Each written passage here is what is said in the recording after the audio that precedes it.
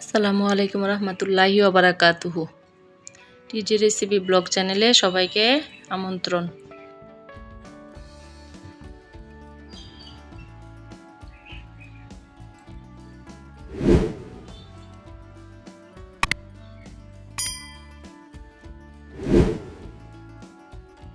আশা করি আল্লাহর অশেষ রহমতে যে যেখানে আছেন ভালো আছেন, সুস্থ আছেন। আমিও আলহামদুলিল্লাহ ভালো আছি।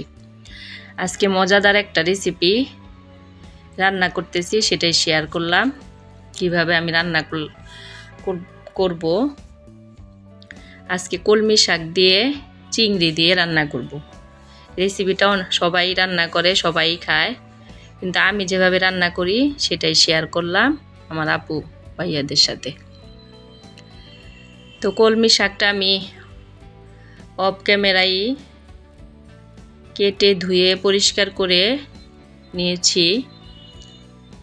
আস্ত কলমি শাক আগে নিয়ে তারপরে ধুয়ে তারপরে এই যে এরকম কুচি করে নিয়েছি কলমি শাকটা, দেখলেই নিত। তারপরে যে কুচানো শাকের উপরেই আমি দিয়ে দিলাম হাফ কাপ পেঁয়াজ কুচি, তারপরে বড় রসুনের 4-5টা কোয়া কিউব করে কেটে নিয়েছি।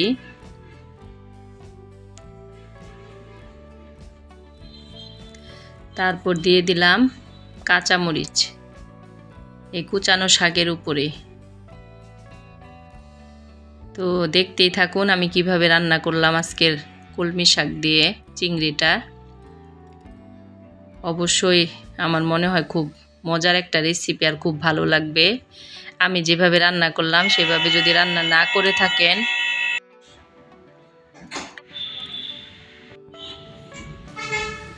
তো এই তো পরিমাণ মতো তেল দিয়ে নিলাম প্যানে। তেল গরম হওয়ার পরে দিয়ে দিলাম 2 টেবিল চামচ পেঁয়াজ বাটা, তারপরে দিয়ে দিলাম 1 চামচ রসুন বাটা, দিয়ে আগে কিছুক্ষণ নেড়ে চেড়ে কাঁচা গন্ধটা দূর করব। তো তারপরে যে 1 চামচ জিরা বাটা, ধনিয়ার গুঁড়া 1 চামচ, তারপরে হাফ চা চামচ মরিচের গুঁড়া।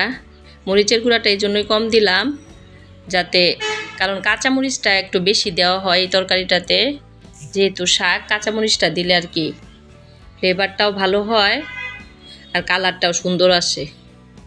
শাকের সাথে সবুজ একটা কম্বিনেশন অনেক সুন্দর দেখা যায়। তো এই তো সব মশলা দিয়ে এখন আমি কিছুক্ষণ মশলাটাকে কষিয়ে তারপর চিংড়ি মাছটা অ্যাড করব। তো এই যে অফ ক্যামেরায় আমি বেশ কিছুক্ষণ মশলাটা কিন্তু কষিয়ে তারপর চিংড়ি মাছটা অ্যাড করে দিলাম। এখন চিংড়ি মাছটা কষানো পর্যন্ত অপেক্ষা করতে থাকব। ঠিক আমি যেভাবে রান্না করতেছি এইভাবে যদি কেউ রান্না না করে কলমি শাক দিয়ে চিংড়ি না খেয়ে থাকেন অবশ্যই একবার ট্রাই করবেন, সত্যি অনেক মজা হয়। যে পেঁয়াজ কুচানো পেঁয়াজটা আগে চিংড়ি মাছে দিয়ে কষাবেন না, মানে আগে যেভাবে আমি পেঁয়াজের পেস্ট দিয়ে কষালাম ঠিক এভাবেই এই যে শাকগুলিকে একদম আমি এরকম ধুয়ে পরিষ্কার করে তারপরে কুচি করে তারপরে এই যে এখন শাক, কুচানো পেঁয়াজ, রসুন, কাঁচামরিচ সব আমি, লবণটা একটু কম মনে হলো এই জন্য আবার একটু লবণ দিয়ে দিলাম। একদম এভাবে রান্না করলে চিংড়িও সবার মজাদার খাবার, সবার পছন্দের খাবার, আবার শাকটাও। তো এইভাবে রান্না করলে কি হয়, মানে শাকের সাথে পরে রসুন, পেঁয়াজ, কাঁচামরিচ দিয়ে চিংড়ি কষানোর পর দিলে কিন্তু এই পর্যায়ে আমি ঢাকবো না, কিন্তু না ঢেকে এখন এটাকে আমি কষাবো। তো এই পর্যায়ে রান্না করলে কি হয়, মানে শাকের যেই একটা আলাদা ফ্লেভার, কাঁচা গন্ধটাও চলে যাবে, এমনকি আলাদা যে একটা ফ্লেভার সেটাও মানে বজায় থাকে আর খুব মজা হয়। তো অবশ্যই একবার ট্রাই করে দেখবেন। তো এই তো আমি কিন্তু চিংড়িতে শাক দেওয়ার পর কোনো ঢাকনা ব্যবহার করিনি, একদম শাকটাকে এই পর্যায়ে চিংড়ির সাথে কষানোর পর একদম ভাজা ভাজা যখন হয়ে আসবো তখনই আমি এখানে ঝোলের জন্য অল্প পরিমাণ পানি অ্যাড করে দেব। এই যে দেখতেই পাচ্ছেন আমি কিন্তু কোনো প্রকার ঢাকনা ছাড়াই শাকটাকে একদম কষাতে কষাতে এই পর্যায়ে নিয়ে আসছি।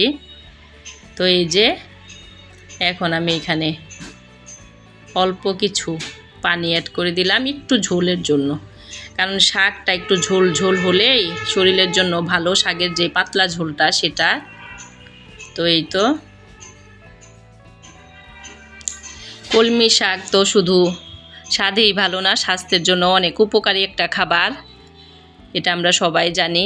কলমি শাকে প্রচুর পরিমাণ আয়রন আছে, শরীরে হিমোগ্লোবিন ও রক্ত স্বল্পতাও কিন্তু কলমি শাকে দূর করে। এমনকি রক্ত স্বল্পতা দূর করতে বিরাট ভূমিকা আছে কলমি শাকের, দৃষ্টিশক্তি ভালো রাখে। তো এই যে আমি কিন্তু একদম রান্নাটা কমপ্লিট হওয়ার পর শাকটা তারপর চুলাটাকে একদম লো মিডিয়ামে দিয়ে তারপর 5 মিনিটের মতো আমি ঢাকনা দিয়ে একটু মানে দমে রেখে দিলাম। কেন, ওই যে শাকের যেই একটা ফ্লেভার রান্নার, সেই ফ্লেভারটাকে ধরে রাখার জন্য। আমি কিন্তু শাক আগেই বললাম, শাক দেওয়ার পর কোনোভাবে আমি ঢাকনা ব্যবহার করিনি। একদম পুরা শাকটা কমপ্লিট হওয়ার পর ঝোল দেওয়ার পর তারপর আমি একদম চুলা লো মিডিয়ামে দিয়ে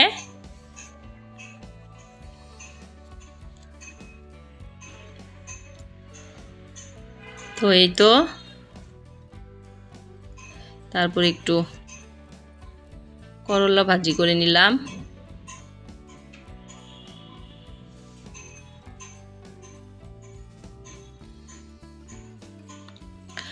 তো কলমি শাকের রান্না কেমন হইলো সবাই আমাকে কমেন্টসে জানাবেন। আর এই ফাঁকে আমার তো করলা ভাজি হচ্ছেই। কলমি শাক দৃষ্টিশক্তি ভালো রাখে, এতে ভিটামিন এ ও বিটা ক্যারোটিন আছে। কলমি শাকে কিন্তু প্রচুর পরিমাণে ফাইবার, যা হজমে সাহায্য করে, এমনকি কোষ্ঠকাঠিন্যও কিন্তু দূর করতে সাহায্য করে। দেখা গেছে কলমি শাকে রক্তে শর্করার মাত্রাও নিয়ন্ত্রণ করে, যা ডায়াবেটিক্স রোগীদের জন্য অনেক উপকারী খাবার। তো এই তো ফাইনালি আমার কলমি শাকটা কেমন লাগছে আপনাদের কাছে, বা রান্নাটা কেমন লাগলো অবশ্যই কমেন্টসে জানাবেন। আপনাদের যদি রেসিপিটি ভালো লাগে তাহলে একটা লাইক দিয়ে যাবেন। নতুন নতুন রেসিপির জন্য সাবস্ক্রাইব করুন টিজে রেসিপি ব্লগ চ্যানেলকে। পাশের বেল আইকনে ক্লিক করতে ভুলবেন না, যেন নতুন ভিডিও মিস না হয়। দেখা হবে পরের